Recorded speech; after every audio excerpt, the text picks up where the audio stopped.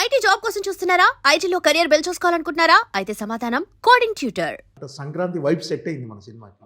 Thank you. ఏంటి అంటే last minute tensions అన్ని పూర్తయిపోయినట్టు అన్నీ ఇవాళ సెన్సార్ అయిందండి. సో ఇంకా ప్రమోషన్ ఓకే యాక్టివిటీస్ మీద ట్రైలర్. అంటే మామూలుగా సినిమా రిలీజ్ ముందు డైరెక్టర్స్ చాలా స్ట్రెస్తో టెన్షన్తో ఉంటారు, కానీ మొన్న మీరు ఒక 2 స్టెప్లు వేసారు, మొత్తం అదే వైరల్ అయిపోయింది. అంటే మామూలుగానే ఇష్టం డ్యాన్స్, ఇంకా ఆ టైంకి ఆ సౌండ్కి అలా అనిపించింది, ఇంకా అడిగారు.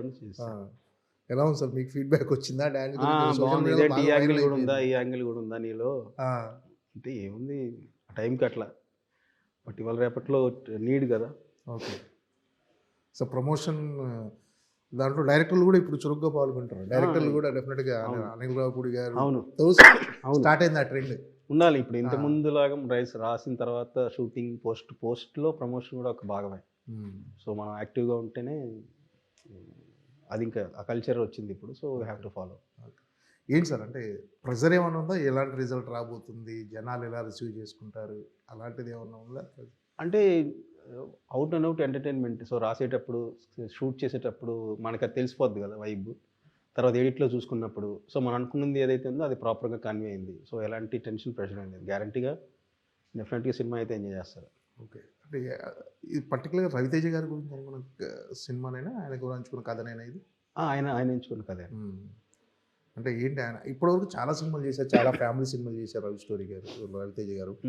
ఏంటి అంటే ఇందులో ఆయన కొత్త యాంగిల్ కానీ డిఫరెంట్గా ఏం చూపు? అంటే ఒక ఇద్దరు అమ్మాయిల మధ్య, ఒక మ్యారీడ్ పర్సన్ ఇద్దరు అమ్మాయిల మధ్య అనేది ఆయన ఇప్పటిదాకా చేయలేదు.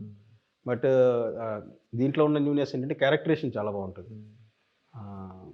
మనకి అంటే తెలియకుండా ఇప్పుడు ఒక ఇన్నోసెన్స్ ఉంటుంది, ఒక హానెస్టీ ఉంటుంది. ఫన్ సినిమాల్లో ఒక హీరో క్యారెక్టర్ హానెస్టీగా ఉందంటే డెఫినెట్గా ఎక్కువ కనెక్ట్ అవ్వడానికి, ఫ్రెష్గా ఫీల్ అవ్వడానికి ఎక్కువ స్కోప్ ఉంది కదా, అది ఉంది దీంట్లో. ఓకే. అంటే సాధారణంగా మీ సినిమాలన్నీ కొంచెం ఎమోషన్స్, అవును, ఒక రకమైన ఒక కొత్తదనం డెఫినెట్గా ఉంటుంది, ఒక బలమైన భావోద్వేగాలు ఉంటాయి మీ అవును. సినిమాలో. సో ఈ సినిమా కూడా ఆ ట్రెండ్లోనే వెళ్తుందా? అంటే అంత ఎమోషన్కి స్కోప్ లేదు, బట్ చిన్న ప్రాపర్ ఒక ప్లేస్లో అయితే ఎమోషన్ అయితే 100% ఉంటుంది. ఓకే. అంటే రవితేజ గారి ఎనర్జీకి తగ్గట్టు ఆయన క్యారెక్టరైజేషన్ ఉంటుందా ఏంటి, ఆయన ఎలా మౌల్డ్ చేశారు? అంటే జనాలు కూడా ఏదో కొత్తదనాన్ని ఆశిస్తారు కదా. అవును. రవితేజ గారిని అంటే ఇందులో రవితేజ గారి స్ట్రెంగ్త్ని ఏది ఎక్కువ మీరు ఎలివేట్ చేయబోతున్నారు? అంటే ఆయనలో ఉన్న కామెడీ టైమింగ్ అండి. ఆ కామెడీ టైమింగ్కి సో క్యారెక్టర్లో కొత్తదనం ఉంటూనే ఆయనకున్న ఒక కామెడీ టైమింగ్, ఆయన పోర్ట్రే చేసే వే ఒకటి ఉంటుంది కదా, ఒక బ్రైట్ ఎనర్జీతో.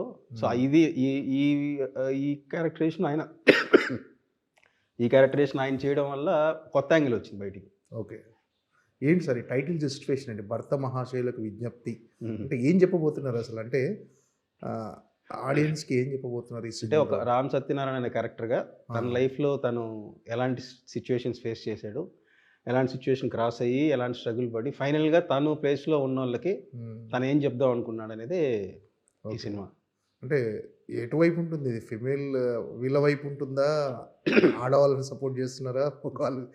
ఆడవాళ్ళనే సపోర్ట్ చేస్తారు. అవునా? ఓకే. అంటే మగవాళ్ళు కూడా ఉంటుంది, బట్ సపోర్ట్ అయితే ఫైనల్గా మనం చెప్పే ఏదైతే ఉందో విషయం అదైతే ఆడవాళ్ళకి ఫేవర్గానే ఉంటుంది. అంటే ప్రజెంట్ ట్రెండ్, అంటే ప్రజెంట్ సొసైటీలో ఉన్న భార్యాభర్తల అనుబంధం కానీ ప్రజెంట్ ఈ అంటే ఇలాంటివన్నీ ఏమైనా రిఫ్లెక్ట్ అవుతాయా సినిమా కథలు? హీరో క్యారెక్టర్ ఎక్కువ రిఫ్లెక్ట్ అవుతారు, హీరో క్యారెక్టర్ ఎక్కువ కనెక్ట్ అవుతారు అనమాట. సో ఇలా మనం కూడా అనేది చాలా వరకు కనెక్ట్ అవుతారు. ఓకే. అంటే వాటి మధ్య నుంచి ఫన్ జనరేట్ అవుతుంది, క్యారెక్టర్ నుంచి, కథ నుంచి, దాని నుంచి వచ్చిన ఫన్నే. ఓకే. అంటే ఇప్పటి వరకు కిషోర్ తిరుమల గారు అంటే నేను శైలజ అని గుర్తొస్తుంది. అవును. సో మీరు ఎన్ని సినిమాలు చేసినా నేను శైలజ, కిషోర్ తిరుమల గారు. అవును. సో ఈ సినిమాతో అదేమైనా మారబోతుందా? అంటే ఆ నమ్మకం ఉంది. అంటే భర్త మహాశైలికి ఇది వేరే కోణం, అంటే అవుట్ అండ్ అవుట్ ఎంటర్టైన్మెంట్ నేను ఎప్పుడు ట్రై చేయలేదు. సో ఇది ఫుల్ ఫన్. సో నన్ను ఇన్ఫ్లుయెన్స్ చేసిన సినిమాలు, కామెడీ ఫిలిమ్స్ అన్నీ కూడా నా పర్సనల్ లైఫ్లో నాలో ఉన్న హ్యూమర్ అవన్నీ కూడా యాడ్ అయ్యి ఇది ఒక కొత్త ఇదైతే ఓపెన్ అవుతుంది. సో అది ఉంది దీంట్లో. అవుట్ అండ్ అవుట్ ఎంటర్టైన్మెంట్ చేశాడు కిషోర్. ఓకే. అంటే ఈ క్యారెక్టరేషన్, రవితేజ గారి క్యారెక్టరేషన్ కానీ కథకు కానీ ఏమైనా ఇన్స్పిరేషన్ ఉందో బయట ఏదైనా చూసినవి? అంటే మనకు బాగా తెలిసిందే, అంటే మనం విన్న స్టోరీలే, అంటే వేరే వాళ్ళ దగ్గర నుంచి మనం వింటాం కదా, వాళ్ళ లైఫ్లో ఎక్స్పీరియన్సెస్, ఆయన లైఫ్లో ఇలా జరిగిందంట, ఈయన లైఫ్ అంటే కామన్గా అలాంటి సిచ్యువేషన్ జరిగే దాని నుంచి వాళ్ళు ఎలాంటి డెసిషన్స్ తీసుకుంటారు అనే ఫ్యాక్టర్ రియల్ లైఫ్లో చాలామంది ఫేస్ చేసిన ఫ్యాక్టర్ని తీసుకొని ఈ క్యారెక్టర్ డిజైన్ చేశారు. అంటే ఇప్పుడున్న ప్రజెంట్ ట్రెండ్లో ఆడియన్స్ని థియేటర్ రప్పించడమే పెద్ద టఫ్ జాబ్. దానికి తోడు అంటే కథ థియేటర్లోకి వచ్చిన తర్వాత కూడా వాళ్ళను అంటే ఇది ఓటీటీలో కాదు, థియేటర్ ఎక్స్పీరియన్స్ ఇవ్వాలి సినిమా, థియేటర్లోనే చూడాలి అనిపించేంత స్ట్రాంగ్ కంటెంట్ ఏముంది ఈ సినిమాలో జాడి? అంటే ఇప్పుడు మీరు కామెడీ మనం చూస్తే థియేటర్లో వచ్చే ఒక వైబ్ కానీ ఆ ఎక్స్ట్రా లాఫ్స్ కానీ, సో మనం టీవీలో మనం ఒకరిని చూస్తామా లేదా ఒకరు సగం చూస్తుంటే ఒకరు లేచి వెళ్ళిపోతారు. ఇక్కడ థియేటర్లో మొత్తం అందరూ కూర్చొని మనం ఫోకస్డ్గా దాని మీదే ఉంటే వచ్చే కాన్సన్ట్రేషన్ కానీ ఎంజాయ్మెంట్ వేరు కదా. అది మనం ఇంట్లో చూసామనుకోండి ఆ కామెడీ అంత ఎంజాయ్ చేయలేకపోవచ్చు. సో థియేటర్లో వస్తేనే మీకు ఆ వైబ్ కానీ, సో ఆ ఫన్ టోన్ కానీ, ఒక ఫ్యామిలీ అంతా కలిసి ఒక రెస్టారెంట్కి వెళ్తే ఎలా ఉంటుంది, ఒక ఫ్యామిలీ అంతా కలిసి సినిమాకి వస్తే వాళ్ళందరూ ఒకటేసారి రిఫ్లెక్ట్ అవుతారు కదా. అది మనం ఈ ఓటీటీలో వచ్చి మనం 10 మంది ఉంటే 10 మంది కూర్చొని మ్యాక్సిమం ఒక సినిమా కూడా చూడలేం. మనం ఏదో పని మీద బయటకు వెళ్తాం, ఈలోపు వాళ్ళ సినిమా చూసి అంటే మ్యాక్సిమం జరగదు కదా. ఇప్పుడు 10 మంది ఇంట్లో ఉంటే 10 మంది కలిసి ఒకటేసారి ఈ సినిమా పెట్టని చెప్పి అందరూ అదే దాని మీద ఫోకస్డ్గా అయితే చూడలేరు. సో థియేటర్ అయితేనే అందరం కలిసి ఎంజాయ్ చేసిన ఫీలింగ్ వస్తుంది. ఓకే. అంటే ఈ సినిమాలో మెయిన్ అంటే అంటే ఫ్యామిలీ ఎమోషన్స్, ఎంటర్టైన్మెంట్ అన్ని బ్లెండ్ అయి ఉంటాయి ఖచ్చితంగా ఈ సినిమాలో. అంటే యాక్షన్ అంటే రవితేజ గారి ఫ్యాన్స్కి నచ్చే యాక్షన్ సీక్వెన్స్లు కానీ అలాంటివి ఉండకపోతే ఓన్లీ లేదు ఫ్యామిలీ జోనర్లో 2 ఫైట్స్ ఉంటాయి కానీ అది కూడా ఎంటర్టైనింగ్గానే ఉంటాయి. అంటే హెవీ వైలెన్స్ కానీ లేకపోతే అట్లా చంపడం అట్లా ఏమి ఉండదండి. So it's very entertaining fight. Okay. కాన్సెప్ట్తో సరదాగా ఉండే ఫైట్. అంటే మీ కెరీర్ చూసుకుంటే నేను శైలజ డైరెక్టర్గా అంతకుముందు ఫస్ట్ మన సెకండ్ హ్యాండ్ సినిమాతో డైరెక్టర్ అయ్యారు. దానికంటే ముందు ఒక తమిళ సినిమా కూడా డైరెక్షన్ చేశాను. సో రైటర్గా డైరెక్టర్గా కెరీర్ కొనసాగుతుంది. ఈ మధ్యలో ఆడవాళ్ళు మీకు జోహార్లు అనే సినిమాతో కొంచెం ఒక 3 years గ్యాప్ వచ్చింది. అవును. ఏంటంటే గ్యాప్ అంటే మళ్ళీ ప్రాజెక్ట్ సెట్ అవ్వడానికి ఇంత టైం పట్టిందా? లేదు, నేనేంటంటే సరే ఈ కైండ్ ఆఫ్ జానర్స్ చేసాం కదా, సో వేరే అటెంప్ట్ చేద్దామనే ఉద్దేశంతో ఒక డివోషనల్ మైథాలజీ అదే డివోషనల్ స్క్రిప్ట్ ఒకటి, ఓకే, సో సుబ్రహ్మణ్య స్వామి మీద నేను ఒక 2 years వర్క్ చేశాను. దానివల్ల ఏంటంటే కొత్తగా ఒక మనలో ఇప్పటిదాకా మనం చేసింది కాకుండా వేరే వరల్డ్ ఒకటి చేద్దామనే ఉద్దేశంతో 2 years నేను దాని మీద ఫుల్ టైం స్పెండ్ చేయడం వల్ల ఆ గ్యాప్ వచ్చింది. ఓకే. ఏంటి సార్ ఆ కథ ఏమైంది మరి? సుబ్రహ్మణ్యం ఉంది, ఆ కథ ఉంది, బట్ అది మెటీరియలైజ్ అవ్వాలంటే అంటే టైం ఫ్రేమ్ ఎంత ఉంటుంది, బడ్జెట్ ఎంత ఉంటుంది, సో అవన్నీ కూడా టేకఫ్ అవ్వాలంటే ఇవన్నీ కూడా కలిసి రావాలి. అంటే యాక్చువల్గా ఇప్పుడు ఏంటంటే డివోషనల్ టచ్ ఉన్న సినిమాలు బాగా ఆడుతున్నాయి, జనాలు కూడా బాగా రిసీవ్ చేసుకుంటున్నారు. సో అది ఎక్కువ ఎందుకు మరి అండి దాన్ని పట్టాలకి ఇచ్చడం లేట్ అయిపోతుంది? నేను రాసుకునే టైంకి ఇది ఎప్పుడు 3 years బ్యాక్ అండి. సో రాసుకునే టైంకి ఉంది, నా కథకే ఫినిష్ చేయడానికి టైం పట్టింది. ప్రాక్టికల్ ఏంటంటే నేను దాన్ని ఎట్లా ఎగ్జిక్యూట్ చేస్తానని ఉంటుంది కదా, సో దానికి కొంచెం స్పేస్ కావాలి. ఓకే. అది ప్రాజెక్ట్ ఆన్ అవ్వాలంటే హీరోకి, ప్రొడ్యూసర్కి, నాకు ఒక డెసిషన్ తీసుకొని ముందుకెళ్ళాలంటే చాలా వర్క్ ఉంది కథతో పాటు. సో అది టైం పడుతుంది. అది వస్తే దెన్ ఎవరికైనా చెప్పారా సార్? ఎవరైనా హీరోలకు ఎవరైనా అప్రోచ్ అయ్యారా? అప్రోచ్ అయ్యానండి. ఏ హీరో చెప్పారు సార్? నాని గారికి చెప్పాను. ఓకే. ఆయనకి నచ్చింది కథ అంతా. కొన్ని ప్లేసెస్లో కొంచెం కరెక్షన్స్ అవి చెప్పారు. ఓకే. సో ఇంకా ఆయన ఆ టైంకి సరిపోతా శనివారం స్టార్ట్ చేశారు. నేను ఈ ఎంటర్టైన్మెంట్ ఒకటి చేద్దామని చెప్పి మళ్ళీ. ఓకే. తర్వాత ఉంటుంది అది అది తెలియదు సార్, ఆయనకు చాలా కమిట్మెంట్స్ ఉన్నాయి కదా. ఓకే. ఏంటి సార్ అంటే మీరు పర్సనల్ కూడా చాలా డివోషనల్? అవునండి, నాకు ఇష్టం. అంటే తిరుమల అనేది కూడా మీ స్థలం కూడా తిరుమల అనుకుంటా, అందుకనే అది పెట్టుకున్నాను. సార్ ఏంటంటే మొదటి నుంచి అలా డివోషనల్ అయినా సార్? లేదండి, నేను ఒక 10th class నుంచి స్టార్ట్ అయిందండి. ఓకే. ఇప్పటికీ అంటే మధ్యలో కూడా మీరు మాలలో మాలలో ఇచ్చారు. సో అది ఎక్కువ ఇష్టం. అంటే ఆ టైంలో తెలియని ఒక మంచి వైబ్ ఉంటుంది. ప్రశాంతంగా డిసిప్లైన్డ్గా పొద్దున్నే లేచేసి సో దేవుడితో కాసేపు పూజలు అవి తెలియని ఒక వైబ్ ఉంటుంది. అంటే ఏదో జరిగిపోవాలి, ఏదో కోరికలు అవేమి ఉండదు అనమాట. అది ఇష్టంతో అక్కడ ఆ టైం స్పెండ్ చేయడమే తప్పిస్తే ఇది చేసేస్తే మొక్కేస్తాను అది జరిగిపోవాలి అలాంటిది ఏం లేదు. అదొక కైండ్ ఆఫ్ ఇష్టం అంతే.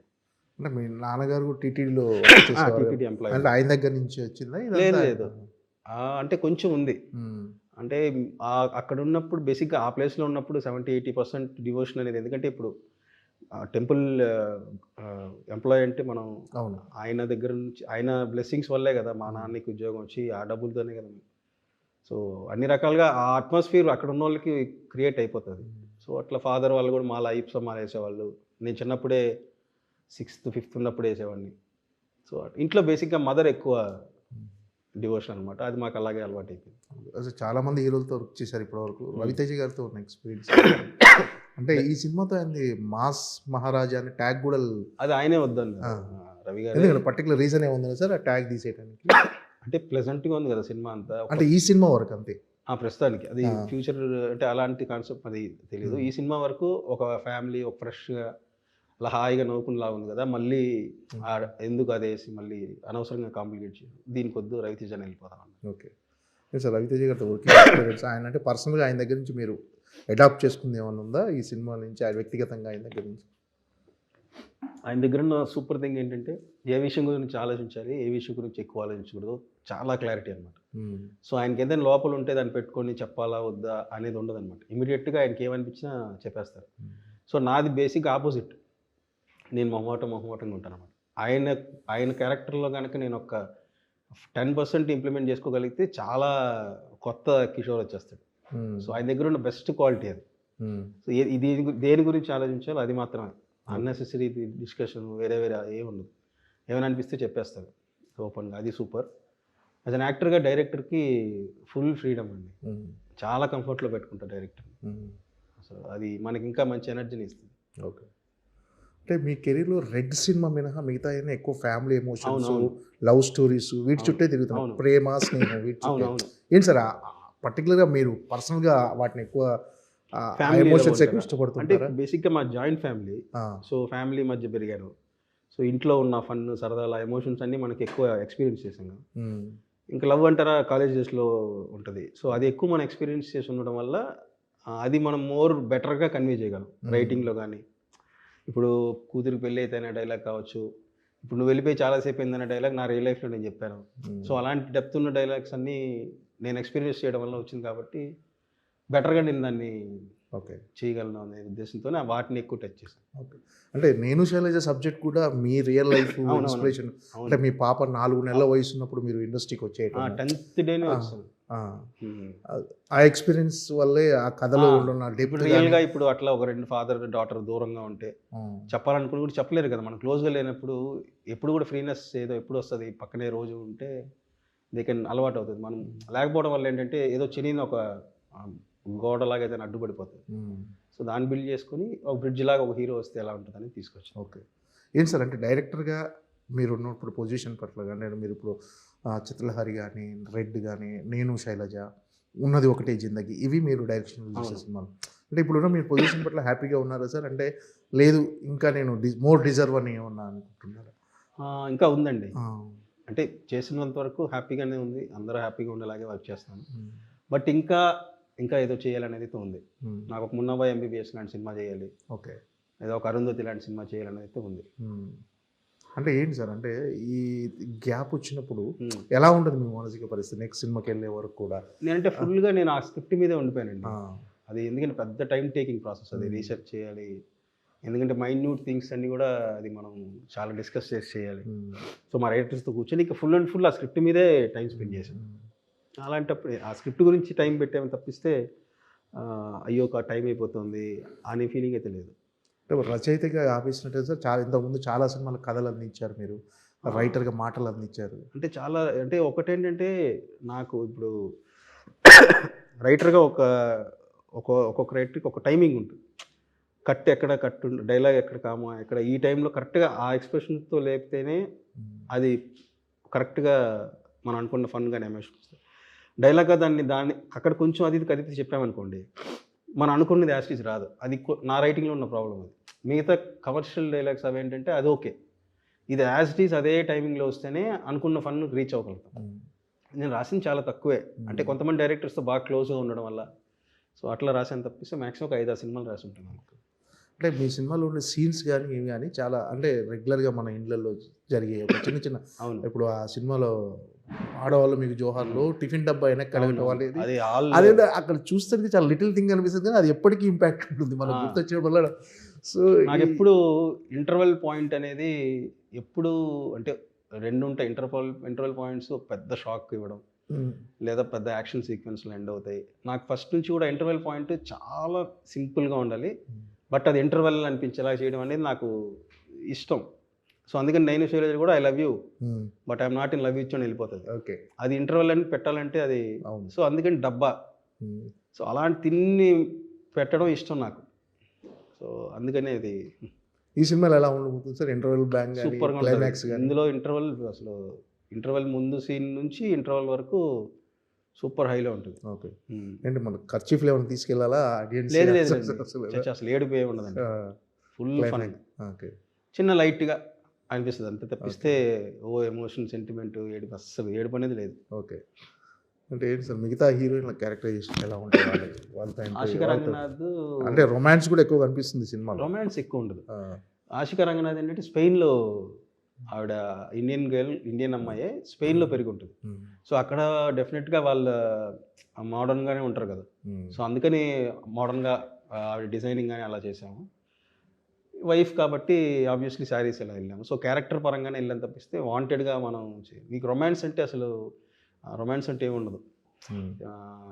గట్టి హగ్గులు గీసులు అట్లా ఆ రొమాన్స్ అంతా ఉండదు, చాలా నీట్ వేలోనే వెళ్తుంది. సో ఆశికా క్యారెక్టరు ఒక 5 సంవత్సరాలు అక్కడికి వెళ్ళి స్ట్రాంగ్గా ఒక వైన్ కంపెనీ నడుపుతున్నానంటే చాలా సాలిడ్ క్యారెక్టరేషన్ అనమాట. అంటే ఎలా ఉంటారంటే కొంతమంది చూడడానికి అలా ఉన్న వాళ్ళు ఒకరిని ట్రస్ట్ చేస్తే చాలా హార్ట్ఫుల్గా ట్రస్ట్ చేస్తారు. ఓకే. అంత ఈజీగా నమ్మరు, నమ్మితే 100% నమ్ముతారు కదా. ఆ విషయంలో ఏదైనా చిన్న డిస్టర్బ్ అయినా సరే వాళ్ళలో వేరే ఉంటుంది. సో ఆశిక అంటే ఇండిపెండెంట్ క్యారెక్టర్, రెగ్యులర్గా డెసిషన్స్ తీసుకునేలా కాకుండా తనది అమ్మో ఈ క్యారెక్టర్ అనే ఫీలింగ్ అయితే ఉంటుంది. డింపుల్ క్యారెక్టర్ ఏంటంటే వైఫే కానీ వైఫ్కి విపరీతమైన ఇష్టం మొగుడంటే. అంటే అందులో ఒక కొత్త క్యారెక్టరేషన్ డిజైన్ చేశాను. అంటే రెగ్యులర్గా అరవడం తోయడం అట్లా కాకుండా అది ఆవిడ ఇంటెన్షన్ అలా ఉన్నా సరే దాన్ని చాలా ప్లెజెంట్ వేలో కన్వే చేయడం. సో సాధారణంగా అంటే ఒక సినిమా కథను రెడీ చేయడం క్యారెక్టరైజేషన్ డిజైన్ చేయడం, అంటే కథని ఎంత డిజైన్ చేస్తారో క్యారెక్టరైజేషన్ మీద అంతే ఇంపాక్ట్. సో ఈ సినిమా విషయంలో మీరు దేని మీద ఎక్కువ ఫోకస్ పెట్టేస్తారు? క్యారెక్టరైజేషన్ స్ట్రాంగ్గా ఉంటాయంటారా, కథ మొత్తం చాలా ఇన్నోవేటివ్ కథ అనుకుంటాను? నేను ఫస్ట్ నుంచి ఏంటంటే కథలు చాలా సింపుల్గా ఉంటాయి. సో క్యారెక్టరేషన్స్ ఎక్కువ స్ట్రాంగ్గా రాసుకుంటాను. ఎందుకంటే సింపుల్ లైన్కి క్యారెక్టరేషన్ స్ట్రాంగ్గా లేదంటే హోల్డ్ చేయలేము. సో నేను చేయలేదు కూడా సింపుల్ లైనే, బట్ క్యారెక్టరేషన్స్ పాయింట్ ఆఫ్ వ్యూలో కథ రాసుకుంటా. సత్యరాజ్ పాయింట్ ఆఫ్ వ్యూలో కథ రాశాను, నేను రోహిణి గారి పాయింట్ ఆఫ్ వ్యూలో కథ రాశాను, ఒక 10 మెయిన్ క్యారెక్టర్స్ పాయింట్ ఆఫ్ వ్యూలో కథ రాసుకుంటాను. సో ఇందులో కూడా కథ ఒక యూనిక్ కాన్ఫ్లిక్ట్ ఒకటి వస్తుంది, కథతో పాటు క్యారెక్టరేషన్ చాలా స్ట్రాంగ్గా ఉంటుంది.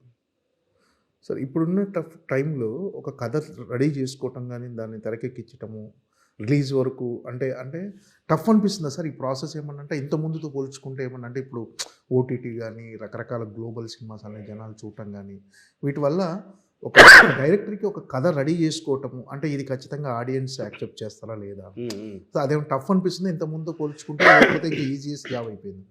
లేదండి, ఇప్పుడు ఇంతకుముందు సినిమా చూడాలంటే ఓన్లీ మెయిన్ ప్లాట్ఫామ్ వచ్చి థియేటరే ఉంది. సో అప్పుడు థియేటర్కల్ బేస్ చేసుకొని మనం సినిమా అనేది స్టార్ట్ చేస్తాం అన్నీ ఉంటుంది. ఇప్పుడు ఓటీటీ అనేది ఇంకో ఆప్షన్ ఉంది కాబట్టి సో దాన్ని ఏమంటారు వాళ్ళ ఇన్ఫ్లుయెన్స్ కూడా మనం అనుకున్న టైం ఫ్రేమ్కి చేయాలి అనేది చిన్నది ఉంటుంది. బట్ నేను అన్ని ప్రీ ప్లాన్డ్గా ఉంటాను కాబట్టి నాకు ఎప్పుడు ఆ ప్రెషర్ లేదు. సో 68 రోజుల్లో తీసాను సినిమా, 6 నెలలు మొదలుపెట్టి 6 నెలల సినిమా అయింది, ప్రాపర్గా అనుకున్న టైంకి రిలీజ్ అవుతుంది. ఓకే. సో దానికి ప్రొడ్యూసర్ గారు he took a lot of things అనమాట. ఆయన నీట్గా అన్ని ప్లాన్ చేసి ఆ టెన్షన్ నా దాకా రానికుండా నువ్వు క్రియేటివ్గా రాసుకో, నీ పని నువ్వు చేసుకోండి, నేను నా పని చేసుకుంటాను. ఓకే. సో ఆయన బ్యాక్ బోన్ లాగా ఉన్నారు. ఇప్పుడు అంటే ఫస్ట్ పేపర్ మీద పెట్టుకున్న కథ ఇప్పుడు స్క్రీన్ మీద చూసుకున్న తర్వాత ఎలా అనిపించింది? అంటే దీంట్లో నాకు బాగా నచ్చిన విషయం ఏంటంటే రాసుకున్నప్పుడు అంటే ఫన్ ఫిలిం ఎప్పుడు కూడా యాక్టర్స్ కెమిస్ట్రీ మీద ఎక్కువ డిపెండ్ అయి ఉంటుంది. వాళ్ళ మధ్య కెమిస్ట్రీ జనరేట్ అవ్వకపోతే మీకు ఆ లాఫ్టర్ అనేది అంత ఒక్కోసారి మిస్ అవ్వచ్చు. లక్కీగా ఏంటంటే సత్య, వెన్నెల కిషోర్ గారు, సునీల్ అన్న, గెటప్ సీను, మురళీధర్ గౌడ్ గారు, రోషన్, వీళ్ళందరూ ఏంటంటే సూపర్ యాక్టర్స్ అనమాట. వీళ్ళందరూ స్క్రీన్ మీద ఆ క్యారెక్టర్స్ని తీసుకొని అవతల యాక్టర్స్తో ఎక్స్చేంజింగ్ జరిగేటప్పుడు నేను రాసుకున్న దానికంటే ఇంకా సూపర్ లెవెల్కి వచ్చింది, అది బెటర్ లెవెల్కి వచ్చింది ఆ ఫన్.